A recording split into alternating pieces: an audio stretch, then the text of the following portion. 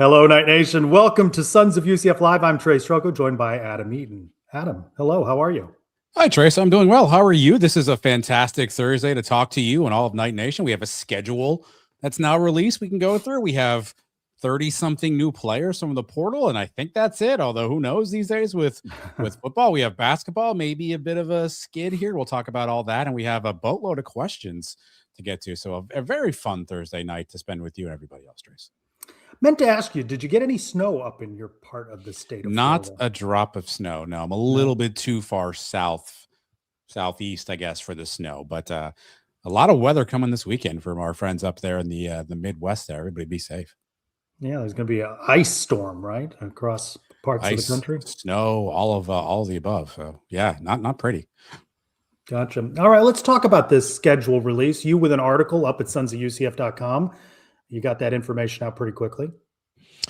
Yeah, interesting schedule, Trace. I mean, we've been every year. I think we all look forward to what's happening with the schedule, and we finally got the specifics on the Big 12. I think we kind of knew the non-conference piece, but obviously the Big 12 version now released, and an entire hour-long show on the Big 12 network of networks, I suppose. But this is what UCF drew, Trace, and I know you've been mulling it over. You've been polling social media, but we finally have the 12 contests that make up the 2026 calendar for UCF. As has been tradition, UCF opens with a Thursday game. That will be Bethune-Cookman, a little tune-up game. I know Eric Lopez and I will discuss on the next Around the Kingdom how he detests these games, but I think it's a good opening game. It's always well attended by the students, at least, and kicks off a long weekend for most.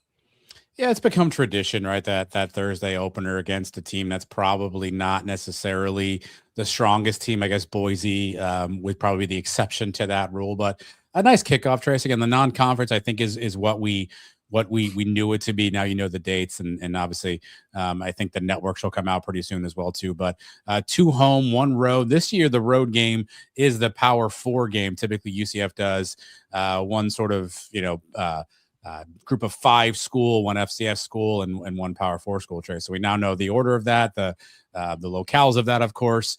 3-0 in non-conference, 2-1. What do you want as you get out of that non-conference?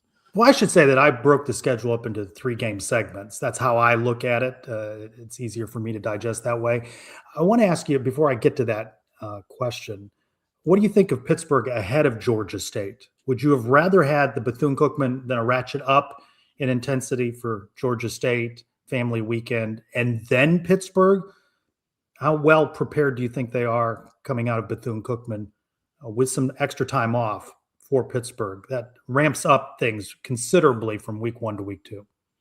Yeah, I think ideally you would have wanted what UCF did this past season, right? Where their group or their Power 4 game, North Carolina, was the week before conference play. I think that's probably the ideal scenario. 2 games against opponents that you feel like you have a bit of an edge over from a talent perspective before you kind of get into the P4 version of the schedule. So, I mean, it's not a huge issue, but it would have, if we were making our dream schedules, you probably want Pitt in that 3rd game slot, not the 2nd. I think obviously a minimum here is 2-1. Until UCF can show it wins road games, I consider Pittsburgh a loss. Show me otherwise. Rosters turnover, we don't know what to make of UCF's. We haven't studied Pittsburgh's. You like North Carolina going back last season at home. They had a lot of turnover in Bill Belichick's first year, right? So you like your chances there. I'd put them as maybe a 6.5 point underdog on the road at Pittsburgh, all things equal at this point. Just looking ahead, I think they'd be an underdog. Yeah, I mean, you probably give them the advantage just because of their home team. Again, I know the roster. I know they have a young quarterback that's coming back. I know they've lost some guys in the portal. Obviously, UCF has history with Pitt. I don't think anyone around the UCF Night Nation loves Pat Narduzzi for some of the things he said in the past. So, but this team doesn't know all of that history, right? So, yeah, I could see how Pitt would be favored there. But I do think UCF gets a puncher's chance, assuming the roster is what we think it is, and assuming they can kind of get tuned up there. But sure, that's probably fair right now from a gambler's perspective to give Pitt the advantage on that one just because they're on the home team. Margins in these games aside, do Knight fans read too much into a 3-0 start with a win at Pittsburgh, or are you encouraged getting that road win early on in the season at Pittsburgh? Yeah, I think you're encouraged. I think that the formula to get to 6, 7, 8 wins, whatever you have for UCF, probably largely depends on UCF being able to be advantageous in the non-conference schedule, right? So I think 2-1 is the bare minimum. I think 3-0 is where people want to be at, because then you go to conference schedules. Now you're fighting to find additional wins on that schedule, right? So I think if you can take care of business in the non-conference, get yourself out of the gate with at least 3 wins, it does make things a little bit easier for UCF, particularly this year when they have the 5 home games versus 4 road games. You have a bit of an advantage. I do think if you can start 3-0, you give yourself a little bit of an additional head start, just based on the fact that presumably UCF will play better at home. They have more home games. Presumably that might equate to an easier track getting to that 5, 6, 7, 8 win mark, whatever that number is. But I think it starts by going 3-0 on the non-conference. So the flip of that is a loss, close, considerable. Does that put a dent in the enthusiasm in the early part of the season, or do you say that's tough at Pittsburgh in week 2? It's a good question. I think my sense would be the fan base does not think that Pitt is necessarily a powerhouse ACC team, and that, if we are a good Big 12 team that's really upgraded our roster, that you should be able to go toe to toe with a team like this on the road and win. Now, that's the problem, is UCF hasn't done well on the road in the past, but I would assume the fan base is projecting UCF to be able to be competitive in this game, and I don't think many people out there would want to see a loss, or would think that would be the way this would go. I think a win is probably what folks would want on this one, and probably would be the expected outcome, even though we may not be favored because it's a road game. So 2-1 is most logical. 3-0 would be great. And then you begin the conference portion of the schedule. A change here, opening at home with TCU, but like all these teams, we're going to say this, especially with quarterback changes, it's not the TCU automatically think of, but you know that they'll be competitive. Yeah, some fun facts here. First time, to your point, UCF's opened with a home game since they've been in the Big 12. Previously opened twice at Kansas State and once at TCU, meaning of all 4 seasons, UCF's either started with Kansas State or TCU as their first game. I don't know if that's a trend going forward, but obviously the first time UCF will have a home opener in the Big 12 schedule. But if you go to the schedule, Trace, I know we'll get to more of it. TCU is the first one, though. I have 6.5 of these teams breaking in a new quarterback. The half is Colorado because they had a player who played a little bit last year, but they played 3 or 4 different quarterbacks, and they have a new offensive coordinator. But 6.5 of these 9 teams will have a first time starting quarterback for that team. TCU, of course, is the first one. I think they have Jaden Craig coming in from Harvard, so it's hard to know what to expect. But look, I think that's a game. I don't want to say a must win already off the bat, but you have the home advantage right out of the gate. I think you want to start 1-0. TCU was, I think, a 9-win team last year. How much that carries over, who knows? But I think this is one where, yes, TCU obviously may be talented. They have some folks coming back, but I think you got to start off with this win here at home if you're UCF to get your schedule kicked off the right way. 7 home, 5 on the road. We know UCF has struggled, especially in Big 12 play on the road. If you don't win this game, you're going to have to surprise somewhere on the road, right? If you want to be 6-1 at home, and there are some tougher games still ahead on the schedule. So start out with a win. You feel pretty good because that could be a 4-0 start or a 3-1 start. Then the next 2 are road games at Houston, at Oklahoma State. Houston much improved under Willie Fritz last season. A little battle. I chided Christian Simmons on the battle for space, as the space game has not been formally announced. I said, well, Houston gets it, right? So they take the cup. UCF's got to win it back. He didn't care for that very much. And Oklahoma State is migrated much of their roster from North Texas. They're a top 10 in portal rankings. Just the sheer volume of players that have gone there, I think, inflate these on 3/24/7 type of ratings. But a split here you could probably live with. Yeah, in my view, you've got to go at the minimum 2-1 in these first 3 games in conference. Because if you go 1-2, right, you drop 2 of those, then you come home to face BYU, which I think arguably is the toughest game on this schedule and definitely the toughest home game on this schedule, right? So I don't think you want to be a 1-2 UCF coming back to Orlando, staring down the Big 12 runner-up in BYU. I think that's a recipe for problems. I think you've got to at minimum go 2-1 in that first 3-game stretch, which means you're going to have to win one on the road. You mentioned Houston; they're bringing back Connor Wegman. They're bringing back most of their offensive system. Oklahoma State, bit of a mystery, right? Drew Mestemaker coming in with Eric Morris. They obviously did really well at North Texas. How does that translate to the Big 12? What's that team going to look like? It's an entirely new roster, much to UCF's, stance from last season. So I think, Trish, you got to go 2-1. I don't want to be 1-2 staring at a home game against BYU, which again, arguably will be the toughest game on the schedule for the Knights this year. So are we making TCU a must-win in week 4? Yeah, I do. Honestly, I hate to do this already, but I think you've got to win that TCU game. You can't afford, because here's the other thing, Trey. If to your point, if you're going to drop that game at home, where do you make that up on the road, right? Because now you're going to have to try to win somewhere on the road to try to make up for that loss. So I think you got to start 1-0, and then you got to hope that you can split Houston, Oklahoma State, come into that BYU game 2-1. Give it your best shot. Even if you lose that game, now you're 2-2, you're 500, and you have the rest of the schedule, which sets up with 3 more home games there, where you have the ability potentially to turn this thing around. But I don't think you can go into BYU sitting at 1-2, because if you drop that one, now you're already 2 games under 500, and now you're trying to climb out of a hole here as the season goes on. First-year head coach at Oklahoma State, and all that transition, and essentially, what are they, an American school? It was North Texas, right? So if UCF has the players out of the portal, out of the early signing day class that they think they have, plus the holdovers, which we're going to talk a little bit more when we analyze the portal, then you should be able to go there and win. But again, winning on the road, the Big 12, is difficult for any school, and UCF in particular. First time UCF will have played Oklahoma State too. So first time in that environment. None of these players that have been there before. It's a bit of an odd stadium. I think the benches are really small and short on the sideline there, so it will take some getting used to.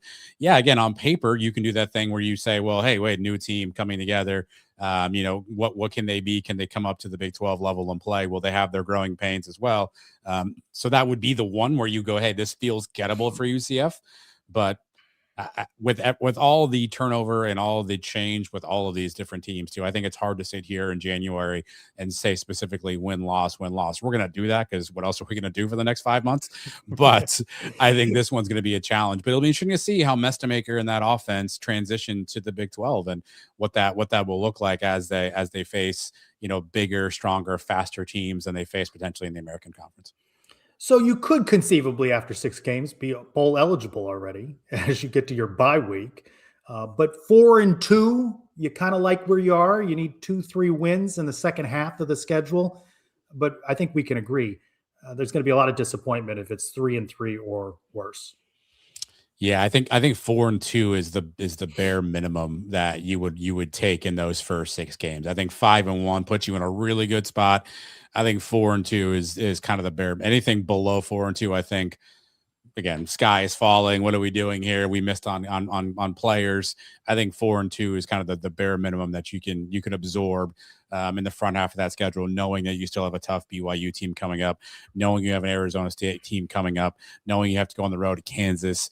I think you're going to want to make sure you're in that 4-win mark after those first 6 games. Let's put them at 4-2 right now. Do you like the bye week at week 6? I do. Cuts the season in half. Week 6.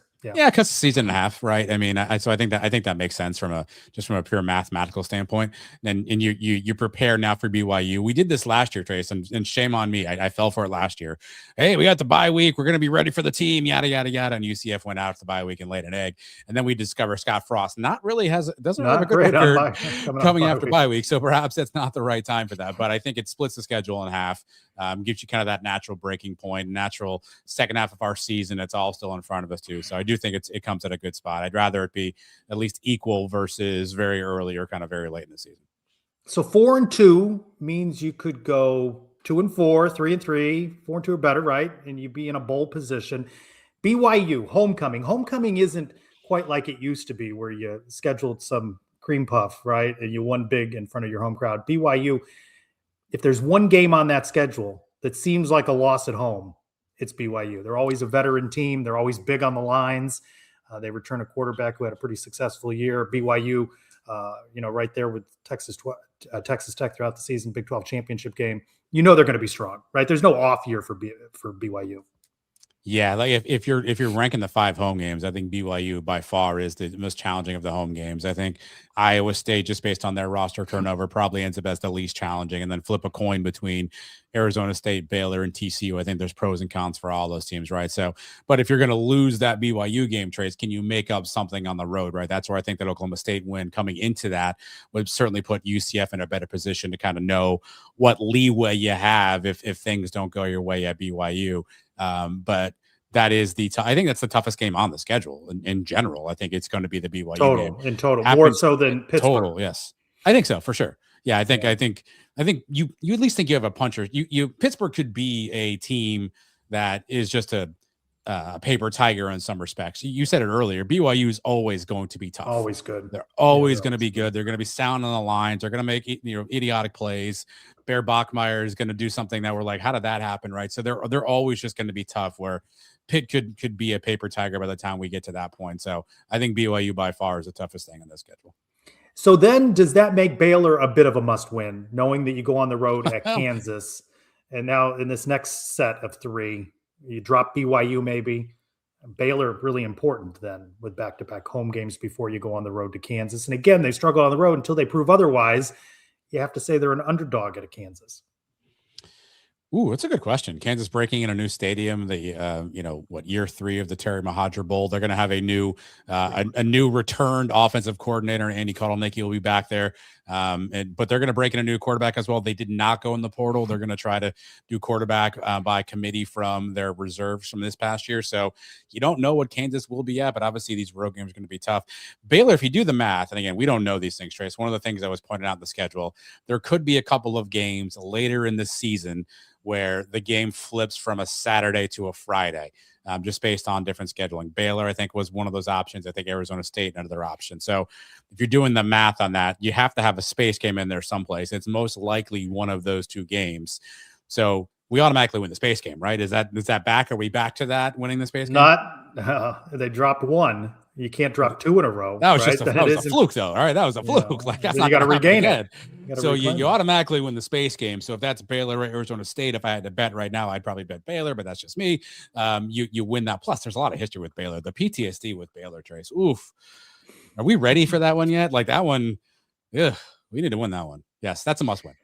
So this feels like it could be a 2-1 or a 1-2 stretch. It feels like BYU's the loss, and then maybe you get the Baylor game at home, and you still don't know that they can win on the road. So maybe that's a loss to Kansas, which sets them up for the final 3 games, 2 of which are at home, 1 over Thanksgiving. Arizona State, that's got to be right near BYU, is a tough game, though they change quarterbacks at Arizona State. Yeah, I was reading John Kurtz, who covers the Big 12, has a great newsletter out, Open for Business, and he was breaking down some team schedules. He kind of broke down the amount of talent Arizona State's losing from their roster this past season. So who knows what they'll become. But I do think, again, that final 3 stretch, Iowa State has got 60 new players. If you're looking for Iowa State, go to Penn State, because that's where they're all at right now. So that's where the old Iowa State is. A whole new Iowa State coming in here at that point in time. So we'll see what that team is like. In Colorado, to wrap up, again, at this point, final game of the year, they've struggled. They have a lot of turnover this year, breaking in a new offensive coordinator. Again, a true freshman quarterback last year will be starting. So you wonder where they'll be at that point in time, how engaged that program will be. So you feel like those final 2 at least are in the winnable column there. And if you can steal Arizona State, I mean, now you're playing with house money here, right? But again, I think to your point, going 2-1 on that stretch would be a nice gift for UCF. Although in my view, I think that's the most gettable of a 3-game winning streak is that final 3 right there. It's going to be a disappointing season if they're 5-6 needing to win at Colorado. I think one factor that we haven't talked about is just attrition, just the grind of the season, worn down. How does the depth look in that final 3? You just don't want to be in a position where you need to win all 3 or 2 out of 3, one of which on the road perhaps, right? That makes for a difficult ending there. Just don't know what they're going to be like, how injured they might be at that point in the season, and what the depth looks like. So we'll do the wins and losses probably a couple more times, certainly on Around the Kingdom. But you see where they can be positioned, obviously at a minimum 6 wins, a 7 and 8, and it's really going to be a great season if the number's higher than that. Yeah, I think, again, this is not revolutionary. I think this season comes down to Oklahoma State, BYU, Baylor, and Kansas. How do you fare in that 4-game stretch right there? Can you, if you're going to chalk up the BYU as a loss just right now because of who they are, can you maintain in the other 3? 2 of those are on the road. I think that's a little stretch of games there where I think you've got to win those games as much as you can. If you're going to drop BYU, again, let's just assume that right now, although I hope that doesn't happen. Let's assume that you've got to figure out where to pick that up at. I think that 4-game block right there, I think defines the season for UCF, because if you go 2-2 or gasp 1-3 in that 4-game block, I think now you're in that scenario you're talking about where you've got to come out and win these games, 0 margin for error on the last 3. And while you maybe feel good about the schedule at that point, anything can happen when you're there too. So I think that 4-game block between Oklahoma State and Kansas are crucial for UCF. I think 3-1 has to be the minimum in that 4-game block. Asked on social media which home game you're most looking forward to. BYU edged Iowa State. I think if it was the Iowa State we knew, the new Penn State, I think Iowa State would have been in the lead there, because I think that was an exciting team. What's going to be interesting to me is how many BYU fans, how many Iowa State fans. Yes. Will Iowa State fans travel? Will their team be down? Will they maybe bail on a trip, or does the lure of Orlando, especially at that time of year, prove attractive? But you know how the UCF fan base, a lot of them will sell off their tickets, and those are two games that you think might be the case. And which road game? Clearly Colorado, even though fans not particularly happy that it is over Thanksgiving weekend, but it is a nice place to visit at that time of year. So we'll have more thoughts on the schedule. Definitely drop yours in the comments on YouTube. We want to know what you think of the schedule, what your record prediction is. We don't know entirely what the roster is, how it's going to play out, but we have a greater sense of it. Let me start off with this.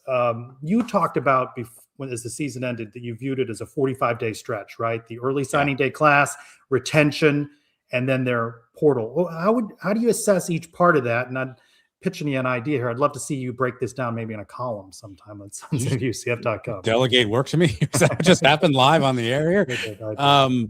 Suggestion. No delegate. I think of. Don't we have writers for this now? I think of these things in thirds, right? I think the high school recruiting class was salvaged a bit by Tyron Horn's late commit, and obviously the commit of Rocco Merritt. I think Chris Boyle, who we had on the show right after the high school class, I think he gave it a C-. I think he'd bump it up to a C, maybe a B- with the addition of Horns. So I think you put that there. I think UCF, for being honest, Trace, I think they did a good job retaining the talent that was on this team. We've talked about this for show after show.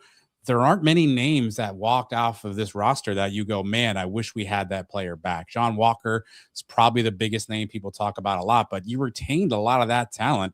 And so I think you got to give UCF a B+ even in some respects for maintaining the majority of that team, particularly on the defensive side. Now the portal, I think what you gave them a C on Around the Kingdom. That I don't remember if it was a C or a C-, but then on Around the Kingdom Overtime, you kind of agreed with my mid assessment. I'm in that C+ range, right? I think there's some potential on this roster. I think there's some areas where UCF certainly improved, and certainly you can see how that position got better. But I think there's some areas where you go, okay, these players look the parts, they look the measurements, but are they going to be able to fit in this scheme and do what we need them to do? So I think I'm in a C there. So if I'm doing the average here, I'm at like a C+, a B+, and a C+. So whatever that equals out to, that's probably where my grade is. So there seems to be some math going on here. I think, I was told there'd be no math. Miguel, do the math for me on that. I think we stay almost right in the center. I think I don't know that we walk out of here beating our chest saying we've absolutely done all these great things, but I don't think the sky is falling either. I think we probably improved in the margins in some spots. Is it a Big 12 roster with Big 12 depth? I mean, I don't expect it to be Texas Tech level, but where do you move from 5 and 7? Well, 7 wins. It seems to me that's a minimum, which fans are going to be satisfied. Savannah fan in the YouTube comments, pretty detailed counter to my grade on Around the Kingdom. And I want to go through some of those. Can we all be in agreement? Quarterback's an upgrade. Alonzo Barnett III seems the part and then the acquisition this week of the FIU quarterback. This seems like an upgraded room. We can agree there. Definitely more experience this year than last year. I did the stats on Around the Kingdom, but I think something like 600 more pass attempts in this particular version of the quarterback room versus last year. So definitely some more experience. Keon Jenkins, who came over from FIU, 3-year starter at FIU. So he's obviously been a part of a lot of games. Alonzo Burnett, 3-year starter at times at JMU. So definitely more experience in this particular quarterback room than last year. All right, O-line. Savannah fan says UCF grabbed some decent looking talent. What was easily the toughest position to fill from the portal. Yeah, it was a dire need. And yes, it might still leave us missing depth, but it's hard to fault the staff when every program is fighting for O-line talent. I maintain you got to get the O-line right. I don't know. Nobody knows, right? From the on-3 to the 24/7, nobody knows. But I'm just not sold at this point. And I won't be when we get through spring camp or preseason camp until I see what they do on the road at Pittsburgh and how they play at Houston. Is this Big 12 offensive line? Is this Big 12 depth? I don't know. Yeah, with all due respect to Savannah fan, I think there are two tells in that sentence: decent looking and talent, right? Does talent equal production? Tabansi, the presumed tackle, started for 2 years at Buffalo. Brady Wayburn started 12 games last year for UConn. Terpstra, 10 games over 2 seasons, only started 1 game in that period of time. Then you bring in Tyler Gibson, started 6 games at tackle, played in the other 6. So you've got some experience there, but you didn't bring in 4 veteran starters from other programs. You brought in 2 guys who started a ton this year and guys who got some snaps. I think there could be some upside there, but you're not going to know until you put all that together. Now, what we're forgetting is UCF also retained some talent, right? Meadows is coming back. Cushman's coming back. Justin Roy is coming back off injury. He was factoring in at some point, you thought, last year. And so you have some guys coming back there. But I do think that's where it's fair to question, is this a Big 12 ready line? Did they really upgrade across the board, or did they just bring in some other guys that maybe fit the system? I also think it's interesting, Trace. This line feels different than previous Scott Frost line. This feels like a bigger, beefier, Big 10 style line, which maybe, comes into play with new coach AJ Blazak, but this feels like a bit of a beefier line than UCF's had in the past. Savannah fan goes on to say, I think the running back room is sneakily under the radar. Okay. Again, I think some of that is tied to the effectiveness of the offensive line. No mention of a push. I think it's kind of a push, Trace. Wide receiver, tight end, which is not mentioned in his comments. Tight end's the same, basically, right? Basically, Caden Peening is basically replacing Kylan Fox.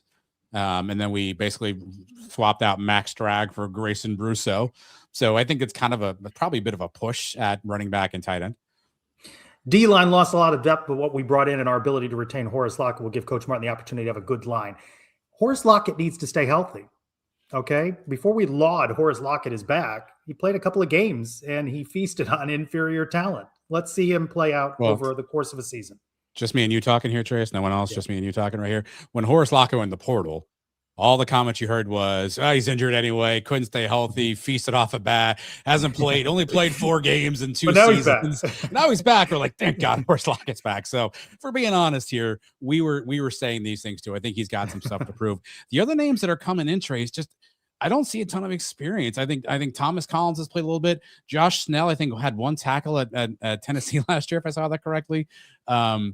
Brad Gurley Jr. played a little bit last year at Eastern Kentucky, rather. Not a ton. Are you spelling Carolina with a K? I was doing a lot of things there. Not a ton of production there in the past. So yeah, you just never know. Yeah. All right. Says backfield entries, large group, some stars will shine. Linebacking looks like it'll be strong again. It seems like the defense has taken some hits. If the defense goes down a bit, well, the offense is going to have to be that much better. And as you pointed out, they need to average about 28 points on offense to be in a fighting chance to win games. It doesn't seem like an offense that's going to win shootouts, right? I mean, we don't know, obviously, but you don't want to find yourself in that position. It's going to depend on Alonzo Barnett, right? He's going to be the tip of the spear, the head of the snake for UCF. If he can make plays as a quarterback and make good decisions and put guys in positions, yeah, maybe UCF can certainly score some points. I think a lot of things are now going to rest squarely on his shoulders. Yes, he needs a line to block for him. Yes, he needs skill players around him. I think you have at least skill players from that standpoint. But there's been consistency from Eric Lopez and around the kingdom. If you hit quarterback, you can do a lot of things as a team on the season. And I think a lot of things have landed firmly on Alonzo Burnett's shoulders. Can he create for this offense? Can he be that quarterback that UCF went out and sought and found right away in the portal, indicating that was the guy they wanted? Can he be all the things that UCF thinks he can be? I think the season largely, spoiler alert, will hinge upon quarterback play. A lot of pressure on him. Let's shift gears to men's basketball. Back-to-back losses now for the Knights. Dropped a big one at Iowa State. Nick Williams has our men's basketball minute. If your hand is hovering over that panic button, don't press it just yet. UCF men's basketball has lost 2 straight, one of them coming to number 1 Arizona and the other one to number 9 Iowa State. And look, losing by 30 is never ideal, but for head coach Johnny Dawkins, he welcomes this level of competition. I don't know if I would call it bad luck. I love this league and I love competition. And so for me, I hope we play every team that's in the top 10 in the country. That's just me, and I think most of the players will feel the same way. Everyone loves competition. We fell short. I mean, this is a heck of a program. TJ's did a great job with his team. If the Knights want to continue their March Madness hopes, they'll look to win on the road Saturday at 3 p.m. against the Colorado Buffaloes. And then they'll need to carry that momentum back into Orlando as they face the Arizona State Sun Devils on Tuesday. I'm Nick Williams. This has been your Sons of UCF Men's Basketball Minute. Real opportunity for the Knights in these next 2. Let's welcome in Ben Hazel, ESPN Plus basketball analyst and just tremendous friend of the Sons of UCF. Ben, hello. How you guys doing? I hope we're not panicking on here. I mean, it was a tough one, but I hope we're not panicking. What's your big takeaways from these 2 games? Let's start with Arizona. Pretty competitive game. Knights had their chances in that one. Themis Folks, big game, 30 points. Yeah, I mean, one thing we learned is we can compete with anybody, top 10 included, right? So I think that's why we had some excitement going into that Iowa State road game. But, it is the Big 12. Playing back-to-back top 10 teams is just tough. I think guys were tired. We needed Jermichael for sure. I think they just kind of beat us down, but that's the lumps and bruises you take in one of the best conferences in the country. Yeah, you mentioned Jermichael Stillwell. I don't know that they win that game in Ames. Iowa State was coming off of back-to-back losses. They were pretty fired up, pretty rocking crowd. That's a tough environment. You look at their record through the years, they don't lose many games at home. But Stillwell being out, you have concern. He was in a walking boot. Does he play at Colorado, or do you give him an opportunity to heal and bring back home against Arizona State if, in fact, he's on that sort of schedule? Right. The training staff is so involved with this type of stuff. They meet with Coach Dawkins every day, so he's always aware and up to date on kind of where guys are sitting health-wise. But we definitely would love Jermichael back quicker than later, right? Like, we need him. We saw the game. We had trouble on the glass, had trouble getting to the free throw line, handling their big guys, defending them mainly. So we definitely need him back, but we have some games that are coming up that we should still be able to win to keep our tournament hopes, alive and well. Ben, let's stay on Arizona for a second. Is that front line looked huge to me on TV? Mm-hmm. Is that the biggest front line UCF's going to face this year in the Big 12? Yes. Yeah, I think so. I mean, when you look across the board, like, they had waves of just monsters, right? Like, these dudes that are coming off the bench, you're like, there is no let up in size for this team. We got lucky that the freshman Pete got in foul trouble so early, but I mean, we would have probably seen even more of the monsters if he didn't get in foul trouble. But yeah, I think that was one of the bigger teams we'll play this year. And you see it. That's why they are a top 5 team in the country. Like, they bring a ton of size. They have a ton of skill. Our guys responded. So there was some positives there. Well, speaking of front court size, how would you assess John Bull's season thus far? Obviously, 7'2", a raw player still, but kind of that rim protector for UCF. It's been in some foul trouble, has some silly fouls at times. How would you assess sort of his development as you've seen the season go on?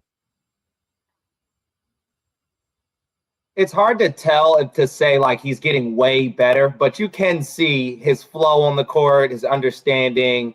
He's not getting caught in so many bad spots. He's able to kind of give some offensive production when he's getting the ball in the right situations. So I think he's doing a great job, right? Like, he's only like 5-6 years in of playing basketball. So he's a hard kind of skill set to judge, but honestly, for his size, I think he's come a long way. We're going to need him to keep making strides just because you saw, in order to compete at the top of the conference and the top of the country, you got to have, multiple bigs that are serviceable, Fumena included. Back to Themis, I had to laugh in the post game at Arizona. He was asked about their size, and he went, "Yeah, they're big." That was his reaction. Like, yeah. Still, though, his performance in that one showed you just how capable a player, how good he can be. Yeah, it was just a fearlessness, right? The smallest guy on our team is going up against one of the biggest teams we'll see probably in the country, right? And he is just giving them all they want, right? Like, he was making all the right plays, making tough shots, timely shots. He was the literal reason why we were able to stay in the game when we weren't able to score. He was the guy coming up with big buckets.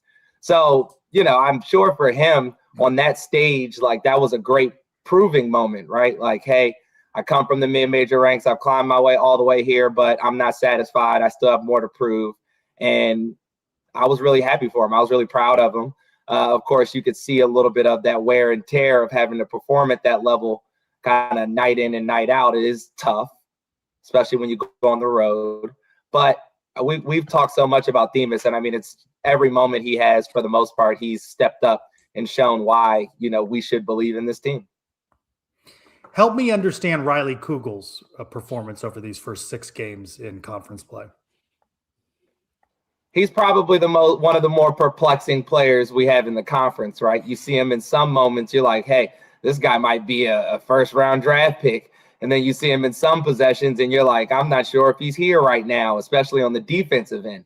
So he's been just so up and down, but he's been making positive contributions, right? Like, his talent is undeniable. When you watch him play, there's no way that you could walk away and say he doesn't have the potential, right? Like, he's shown flashes.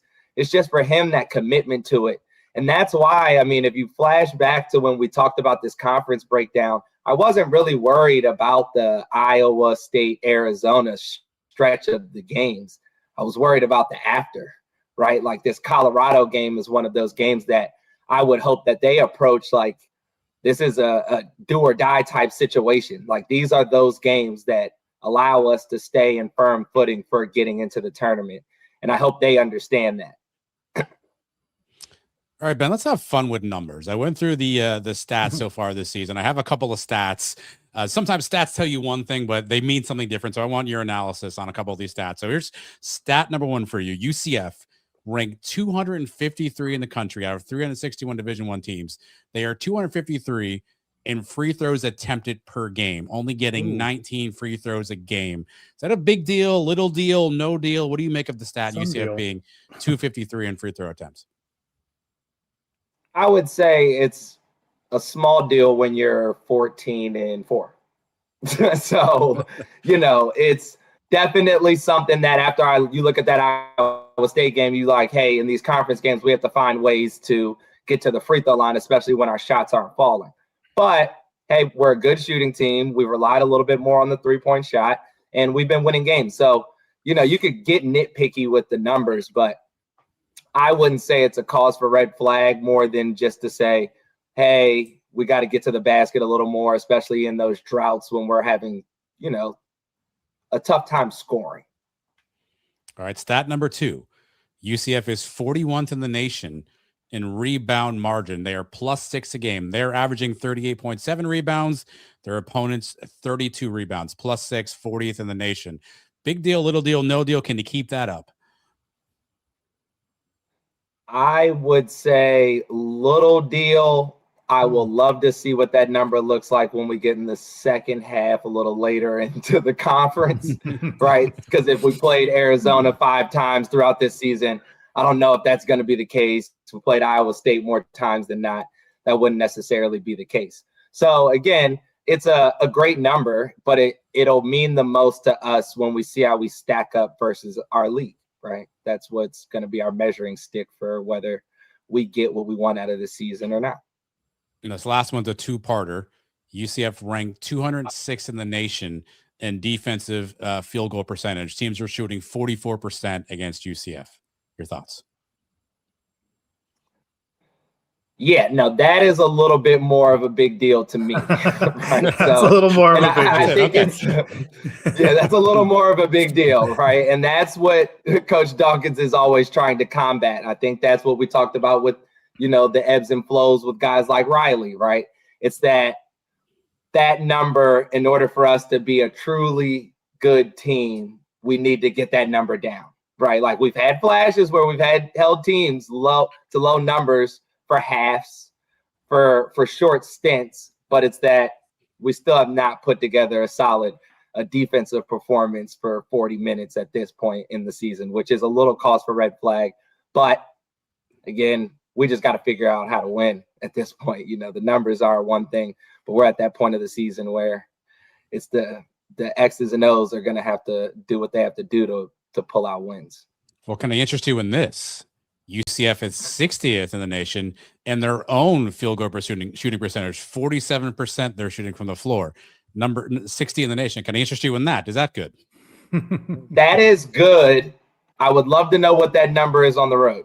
But I do love that we do have a great team, that we have a team that can score the ball. So those numbers all make sense, right? Like, we've talked about how our defense doesn't look as solid as it has in the past, but our offense looks a lot better than it has in the past. So those numbers do not surprise me, but I do think, it's the conference, right? Like, when we start seeing more of these road games, more of these Iowa States, we got Colorado coming up. Like, those are a lot more of the test of how do those numbers hold up after we lost 2 in a row and then go to Colorado, right? Like, the situation and the context, I think, does matter. And for us, it means more than everything, especially now on the road. Got to get one. I'll tell you, I'll bring these back to you in a couple of weeks, and we'll see. We'll revisit and see where we are at that point. Yeah. No. They're very small. I would say they're not no cause for alarm, nothing crazy there. But that defensive field goal percentage, I'm sure Coach Dawkins probably puts on the board every morning to remind guys that they need to play better defensively. Adam will need the home road splits as well, Coming please, up, when you report back in on this. I go back 6 games, Ben. I tell you, they're 3-3. They've got a win over Kansas. They've got a road win at Kansas State. Expected losses to Arizona and Iowa State. You take that? You take 3-3 through 6? 100%. I like where we're at. I like the way we look. I like the potential, the room for growth that we need to make, but it's all within our hands. I said, hey, those 2 games against those top 5 teams are important, but we were able to steal one against Kansas. We protected home court. I love where we're at, right? Like, we have a good little stretch of games where I think we could put together a little win streak. And as long as we continue to protect home court, I feel good. Next 3 is at Colorado. That's tough, right? Road environment, but you have an opportunity to still win. You come back. Scheduling on this has been interesting, right? They had the Tuesday night game at Iowa State, flew back Tuesday night, Wednesday off day, according to Coach Dawkins on radio, Thursday practice day, Friday they fly out to Colorado. They're there. They come back. They've got the Tuesday night game, not a Wednesday, a Tuesday at Arizona State, then Saturday a high noon against Texas Tech. A 2-1 stretch here, you'd probably be happy, whatever combination that happens. Very happy. 2-1 is the goal, right? Like 2-1 is the goal. We want to go 2-0 for these next 2 games. That would be the next step, right? Like, we got to just get back in the win column, lock in against Colorado. I think what we always just got to worry about is guys thinking too big picture. For us to achieve what we need to achieve, Saturday against Colorado should feel a lot similar to a conference tournament game for us. That's just how important it should be in the road that we have to go. So that's step 1, and then protecting home court. If we can go get those 2, I think we'll be in the driver's seat still. And if you get those 2, you like their chances hosting Texas Tech, maybe, right? You get the momentum back, right? You shake up those losses, and 100%. But that's the thing with how the tournament in the Big 12 goes. You can try to do things to get your story and try to build up the context of the next game, but every single one has its own storyline and its importance for you to achieve whatever your team is trying to achieve, whether that be a number 1 seed, whether that be being in the tournament, getting a bye in the conference tournament. Every single game, each and every team has their own independent storyline that it's going to make the next game extremely important. So I think that is what we need to focus on. Because again, if we win these two and then we lose to Texas Tech, I'm still very happy, right? Like, I think we'll be in a great spot. So I don't want us to get too high on the highs and too low on the lows. Like, that's the Big 12. Like, we even as a fan base got to get used to it, right? Like, Iowa State had a rough stretch where they're like, oh my God, it's going crazy. We're losing. We lost to Cincinnati. This is absurd. And now they just handle us with no problem. And now I'm sure they're like, okay, we're back. We're trying to get a number 1 seed. Like, it's going to be ebbs and flows. But I got to agree with Matt Dolan, by the way, the comment earlier. Great hat. No, it is a great hat. Strong hat game. Ben, I got one more for you. We've got guys who have signed Exhibit 10 contracts who are now playing in college basketball again at Alabama. What's your take on sort of the folks kind of moving or trying to move back into college basketball even after they've had a taste of the NBA experience? Yeah, I'm all right. So there's two sides of it for me, right? So there's the good for the guys, because I mean the amount of money that these kids are getting, like, I can't knock anybody for it. If I could get in shape in a few months and go get an extra year, I would. But my knees don't have that in them anymore. So I'm happy for the guys that are able to do it, right? Like, everybody knows the college experience is just a great experience. Even sports by itself in college is a great time. I think the thing that we're really haven't gotten to see the fallback of is, I think back to like your guys like your Rashad McCann styles, right? Like the guys that use the sports, but then kind of are upset that they didn't necessarily get the support and love from the greater community, from the school, right? And none of these guys that are going through the college ranks are getting any of that.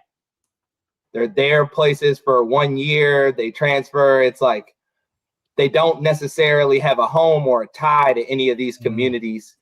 Yeah. And it's hard to, right? Like, even in pro organizations, when guys are signed to long-term contracts, the fan bases feel like they get to know him, whether it be Kawhi Leonard or Tom Brady. Like, he's like, hey, this is our quiet guy, but this is our guy.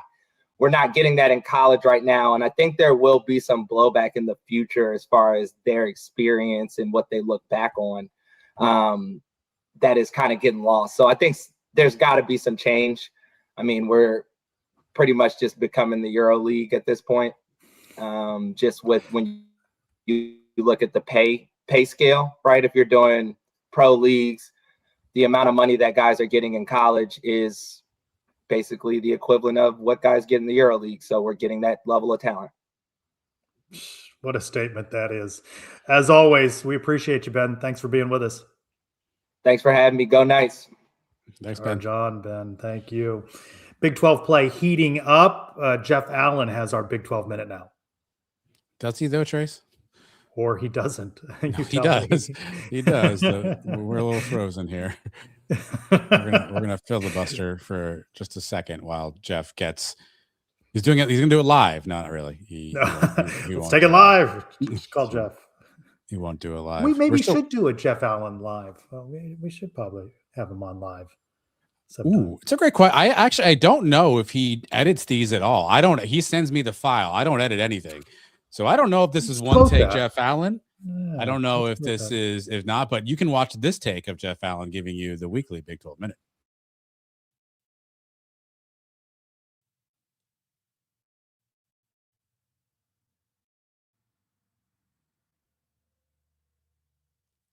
Top-ranked Arizona kicks off a full slate of action on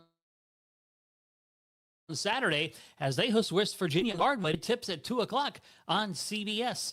UCF hits the road again at Colorado. That'll be at 3 o'clock on ESPN+. Number 9 Iowa State faces Oklahoma State, 4 o'clock on Peacock and NBCSN. Utah, number 13 BYU, square off at 5:30 on Fox. TCU visits nearby Baylor at 6 o'clock on ESPN2. In another Lone Star State game, number 6 Houston battles number 12 Texas Tech in a top 25 matchup at 6:30 on ESPN. Another in-state battle takes place between number 19 Kansas and Kansas State, 8 o'clock on Fox. And the schedule rounds out with Arizona State hosting Cincinnati at 10 o'clock on CBS Sports Network. With your Big 12 Minute, I'm Jeff Allen. Paul Rubelt being featured right now in the American Bowl on the NFL Network. And then I saw another UCF helmet that had multiple logos on it. That's the future. Every school you've ever played at, your logo goes on your helmet. I always hate that, by the way. I hate the conference game where they do all the helmets and the sticker. Ryan Schneider got in trouble for that famously about a decade or so ago, 2 decades or so ago. I always hate when they do the extra stickers. Let's not do that. Put them on your shirt, put them on your locker. Let's not put them on your helmets. I don't like that. You know, one of the good thing about having all the interns is you turn things over in the 365 Sports newsletter to Felix Rodriguez, who had an article up there. You took the week off. I sure did. No, and I did that because Felix did such a great job in a profile of Alonzo Barnett and went back and talked to his high school coach. Had some comments from Dave Riggert, Trace, who we had on the show a couple of weeks back too, and takes you a little bit behind the scenes, not just, games he won and lost, but more just about his journey to JMU, the trials and tribulations of his time at JMU as well too. So Felix also doing a great job overall. If you go to sonsucf.com, multiple articles are now up by Felix, who's working with us this semester. A lot of basketball stuff too. He's working on a couple other cool items that are in the hopper right now as well too. So if for some reason in your life you have not made sonsofucf.com a destination for yourself, there is still time to change that. Yeah, go do that now so you can catch all of Felix's work as he works with us this semester. Young, up-and-coming writer, really talented, really smart, some different perspectives. So sonsofucf.com is where you find him, and the 365 sports.video newsletters where you can find anything that we may produce each and every week here for the 365 sports team. Happy 5th anniversary to Bailey and Christian of the Pegasus podcast. This was their anniversary show this week. I didn't get him a gift. Oh, no. They're there nearly every week, sometimes with technical hiccups. They're always in different places and different scenarios for producing that show. But happy 5th anniversary to them. And they're breaking down the schedule as we did off the top and talking more portal things and quarterback with Eric Lopez and Around the Kingdom. Here's a little mashup.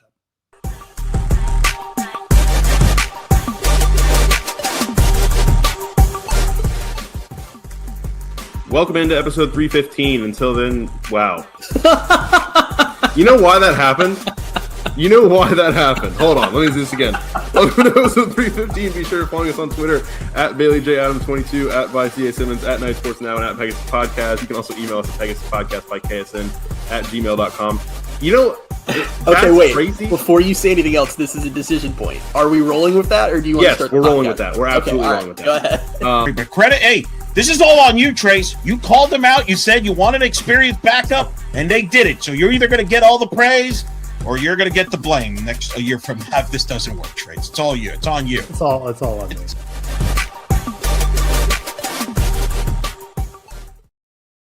Oh, Eric Lopez, always so subtle. It's on you. You're to blame. I'm to blame because I took a quarterback from FIU I never heard of. Right? Listen, after you're done at sonsucf.com, if you have not watched the episode of the Pegasus podcast where Bailey opens the show with the closing on accident, we one time famously, Trace, did the backwards episode, which got everyone all kinds of confused. This was not planned. Bailey opens the show with a close. It's a golden 2 minutes of video podcasting, perhaps the best I've ever seen. So go check out the Pegasus podcast to watch Christian lose it on the screen there, and Bailey try to figure out a reason why he opened the show with a close. Let's look around the kingdom. Women's basketball lost 73-48 at number 14 Baylor. They're 2-6 in Big 12 play. They host number 9 TCU Saturday at the arena. Men's tennis now 12th. Women's tennis 24th. So two top 25 ranked programs, men's and women's tennis. And cheerleading, congrats to them. Runners up for the national championship. Dance finished 5th. We'll just ignore who won. Time to open this week's mailbag. So it's a mailbag. So what? So what? Do you know whose mailbag that is? It's that time again. Time to open the Brian W. Peterson Sons of UCF mailbag. It means a lot. Sons of UCF, man, listen, they gave me a great campaign. Sons of UCF, baby. Hi, fellas. Mr. I don't know which part. Yes. Sorry, I don't know which part makes me smile more, Trace. The Dexter Lions or the Scott Frost there? True. I think it's the Dexter Lions. Equal smiles.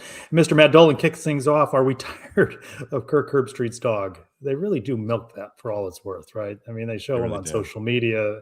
I'm not sure I'm tired of it, but I don't really care. Yeah, I mean, I'm not really a dog guy per se, so I do think it's a. But where does he go during the game? Is someone handling him? Do He's they have to have? he's just below their He's feet. just sitting on there. these Like games. I He's just sitting feels there, like. right. Also, fun story. We're not story time. About an hour before the show started, I was at my local Publix where I met Reese Davis, who was walking through the beer aisle. I said hello to Reese Davis. He did not necessarily respond in a friendly manner, but I can confirm So he's not booked. He's not booked for next week. He's not on the show right now. What's he doing there? He has that little place up here in this area here. You know, little nice little vacation town. I can confirm he eats Wonder Bread though. Wonder Bread. I didn't even know they made Wonder white bread. Wonder Bread. Yeah. Grilled cheese. I don't know. I didn't ask. He wasn't necessarily in the mood to talk to me. So you're checking out what he had in his cart? Why would I not? Of course you would. Yes. Black Gold _Ed. As the UCF Big 12 football schedule become boring with no natural regional rivalries, I think there's a point here. The way they release the schedule, there's no Cincinnati on this schedule. There was no attempt really on the Big 12's part to foster or, put some fuel on some rivalries, regional rivalries, keep some heat amongst the schools from the American. We're on the last, is it the last year or one more year of this? And then they release their next, is this the last year of this or one more? No, we have one more year of this. Yeah, they need to rethink the schedule. Cincinnati should be on the schedule. Yeah, no Cincinnati, no West Virginia. I mean, nobody on that Eastern time zone for UCF there. Even disagree. Like the release of the schedule itself. I mean, it was an okay show. It was on 9 different channels. Like I feel like there's something that needs to, for somebody who says they're always open for business. I think Brett Yormark has to figure out a way to make the schedule to feel a little bit different for fans. At Alan V on Blue Sky. Now that we know what the roster will look like, kind of, sort of, how many wins you think we'll see next year? I don't know. I'm not ready. We'll do it on Around the Kingdom, a little tease ahead. Elo and I will revisit. I'll have to go back and watch where we predicted their record the week after the season ended. Now we'll revisit that after this 45-day window and the schedule release. I'm just throwing out a marker. 7. You got to have 7. 6 isn't going to be satisfying. 7 is the minimum. I agree. Yeah, I think like if you have 5 home games and that's supposed to be an opportunity for you to win, even though you don't get all of them, even if you get 4 at minimum, right, and you can win 2 of that non-conference, you just need 1 road game. I do think 7 is the high water mark. I think you've got to get to or I guess that's the Michael Jordan did this. I think that's the floor, and I want to get to the ceiling, which is the roof, right? I think 7 is the floor for UCF. At Charles 970-48050 asked, what are the strong points of the current O-line? You touched on it a little bit earlier. I hit on some guys. He asks if we know anything about Royus Langston, last year's freshman center. I don't know much about where these guys stand now. Spring ball still several weeks out. Good question for Scott Frost and crew. But where are you at on O-line? Expand a little bit more on what you said earlier, please. Yeah, I think it's interesting that the names he mentioned there. Royas was injured in spring camp, did not play for UCF, did get in the final game against BYU. I think he played the game before that too, as one of those halfback blocker type of roles too. So they found a way to get him in the game. I do think he's a player that UCF wants to try to get on the field. The freshman center, I think he's maybe talking about Camp Lott. I think maybe is who he's talking about there, who we've heard nothing about. And that's not a bad thing. We just haven't heard anything about him. Again, you've got a couple of guys that they bring into Bancy particularly, who's got a ton of experience. Wayburn got some experience, but Terpstra not as much. So it feels very much kind of like what we had last year. We had a bunch of guys who had played some time, and how excited were we about 1-year starter guard Memilar, right? Like we were excited about these things last year. We were excited about his name. We were excited about his name. You're not wrong there. And then it kind of fizzled into what it is here too. So you got to hope that UCF scouted these guys differently and saw something in them that brings them to this line play. But I don't think it's unfair to sit here and go, did we really upgrade at line? Is this really going to be a Big 12 caliber line? Is this going to be a line that can allow this offense to function better than last year? I don't think it's unfair to sit here on January 22nd and ask that question. My new favorite screen name at UCF Cart Wrong, with also the very creative turn of words here in the question. What puts more pressure on Frost 2.0, which he's calling year 2, electric boogaloo? Boogaloo. He put boogaloo in the, yeah. Boogaloo. Frost's previous UCF turnaround or the inconvenient success of Signetti at a basketball school? Heat is on Frost. Never had a winning season outside of 2017. Some in this audience want to consider last year 0. He doesn't get 0.5. He's on the clock. That clock began after the last game. So the pressure is on him to produce a winning season. And I'm saying right now, 6 isn't going to cut it. Yeah, I'm not going to do the 0 thing again. That got really weird last time we tried that. I do think for whatever excuse or whatever challenge you faced in his first year here back, I think that's all kind of gone away. He had a chance to get his recruiting class in. He got a portal class that he wanted. He went out and got a big name, high price quarterback. He went out and got the things we said he wanted. I do think the Indiana thing is interesting though, Trace, because we talked about this in Around the Kingdom Overtime. Now every school out there is going to go, why not us? If Indiana can do it, they were a nobody. That's fine though. Now the money piece obviously is way different too, but I do think there are the I think the feel good of like, yeah, he's back and we're doing this again and first Frost 2.0. I do think that the honeymoon period has subsided and now it's time to actually put rubber to road. Second part of UCF Cart Wrongs question. And he said the last 45 days were crucial for the future of the program. Portal's closed now. Feeling better or worse? Better, but not sold. Sell me. Convince me, UCF. Wow me with some of these selections. Marginally better. Yeah, marginally better. Yeah. Okay.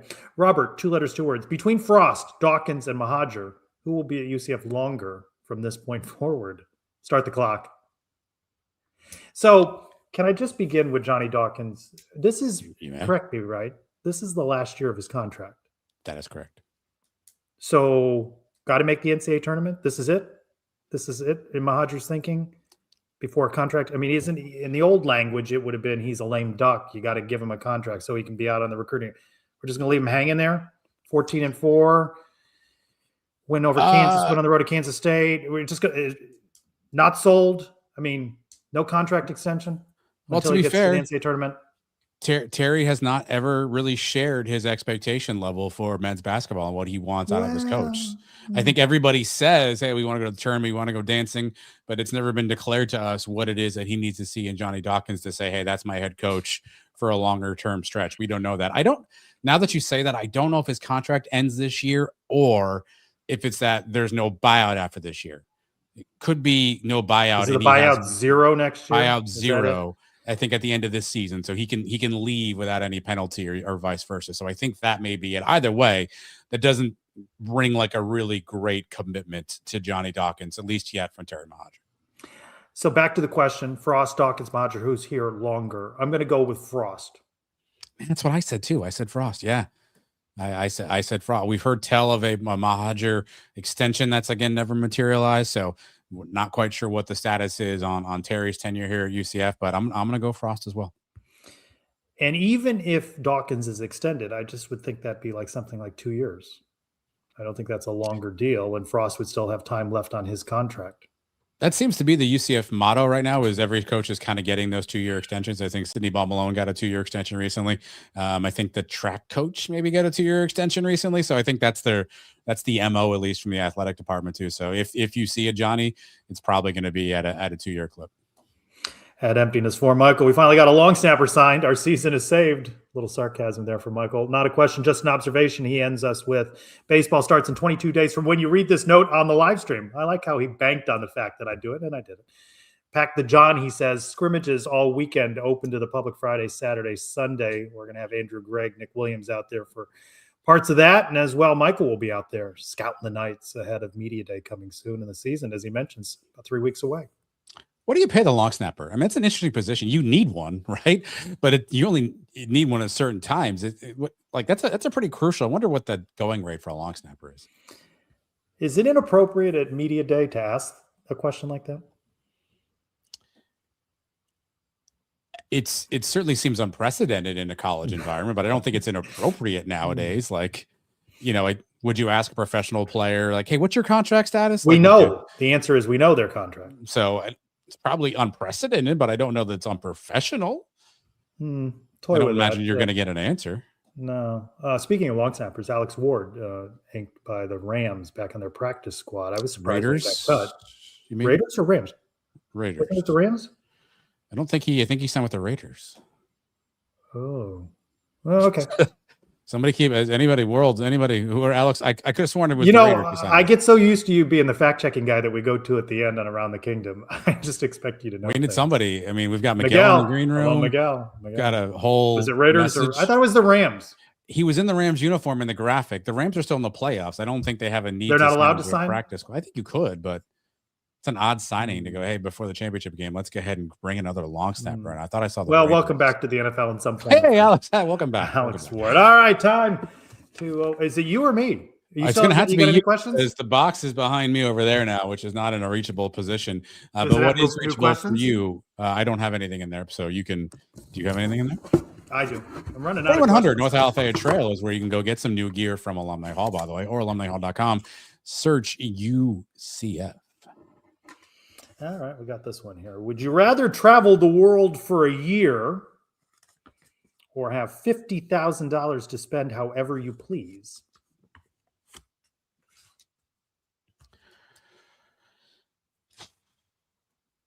Give me the 50K. 50K? Really? Give me the 50K. Yeah. Wow. Because after a while, travel becomes a hassle. Like, are you packing stuff? Like, it just be like if you said a couple of months away, but I'm bringing a different luggage piece to every port in this fair land. I don't know. Matt Dolan is Matt Dolan's with me. No, there's a lot of places to go. Man. You could spend a month in Italy. Jeez. You could, but I would. I'm a routine. I don't guy. live my life with regrets, and I'm not considering this a regret. There's a little bit of me that says I wish after graduation, it was career things kicked in at that point. Internship, got hired, all of that. I'd have liked to have traveled all over the world coming out of college. So Mario stuck in Hawaii. I feel bad for Mario there. Yeah, there may have been a point in my life where that would have been okay. Where I'm at now in my life, I'm a routine guy, Trace. You tell me a minute of the day, and I will tell you what I'm doing because I do the same stuff pretty much every day, every time. I like my routine. I like my structure. And so to have to upheave for 365 days and carry a satchel around the globe with me just doesn't seem appealing. All right. I pay you $50,000 to travel for a year. Does it change your answer? You pay me. And the choice was travel the world for a year or 50. I give you 50 and you have to travel. You still sitting at home? Well, no, if I'm going to make some money off this deal, then yeah, I mean. What's your commitment to the Sons of UCF universe with that 50K and traveling around the world? Are you joining us no matter the time zone you're in? I mean, I'm day to day right now, so it's a great question. Miguel putting in the chat, by the way, Ward was on the Rams, now on the Raiders. I saw Robert have that earlier as well. Thank you, Miguel. Yeah, I'm probably not. No. Wait. The answer's still no. No, I'll take your 50K and I'll go. Oh, so you have a price. So you don't know that I'm going to be on the Suns every week. Is that? That was right? $25,000. Maybe no. You wouldn't travel the world for a year, and I give you $25,000. Yeah. So your number's 50, and then starts at 50. Starts at 50. I just did it because that was the synergy of the question. You were talking 50, you offered me 50. I'll take 50, but but I'm not going to be at. Hi, I'm in Belgium, Trace. It's 2 a.m. Let's talk about the port. What do I look like? Come on. I mean, you'd have to join us from somewhere in the world at least once. I mean, I would make pop-in appearances, but I think Sons of UCF Live starring Trace Chalker and Brian Peterson is where we are at that point.